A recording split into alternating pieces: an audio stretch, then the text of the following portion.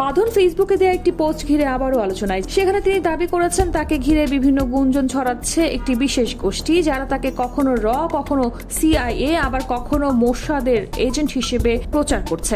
বিষয়টি নিয়ে বাঁধন ব্যঙ্গাত্মক ভঙ্গিতে বিস্ময় ও ক্ষোভ প্রকাশ করেছেন। রাতে বাঁধন লেখেন, আবারও রয়ের এজেন্ট হয়ে গেলাম, কি দারুণ এক যাত্রা। তিনি জানান এই অভিযোগ নতুন নয়। 2021 সালে বিশাল ভরদাস পরিচালিত খুফিয়া ওয়েব ফিল্মে অভিনয় করেছিলেন তিনি, যেখানে এজেন্টের চরিত্রে অভিনয় করেন তিনি। ওই সিনেমায় তার সহশিল্পী ছিলেন বলিউডের খ্যাতনামা অভিনেত্রী টাবু। পোস্টে বাঁধন লেখেন, বলিউডে নিজের কাজের সাফল্য উদযাপন করার জন্য যখন তিনি খুফিয়া সিনেমার প্রিমিয়ারে অংশ নিতে চেয়েছিলেন, তখনই শুরু হয় ভিসা জটিলতা। অভিযোগ করেন, একবার নয় 5 বার ভারতীয় হাই কমিশনে ভিসার জন্য আবেদন প্রত্যাখ্যান হয়। কারণ হিসেবে দেখানো হয় ডাকসুর সাবেক ভিপি নুরুল হক নূরের সঙ্গে একটি ছবি। পরে দেশের কিছু উচ্চপদস্থ বন্ধুর সহায়তায় 1 মাসের সিঙ্গেল এন্ট্রি ভিসা পেলেও এই ঘটনার কারণে বলিউড ও টলিউডের একাধিক কাজ হাতছাড়া হয়ে যায় বলে জানান তিনি। সরাসরি নাম না করলেও বাঁধন অভিযোগ করেন তার ভিসা জটিলতায় সিনেমারই একজন সহশিল্পী জড়িত ছিলেন, যিনি প্রভাব খাটিয়ে সুযোগ নষ্ট করেছেন।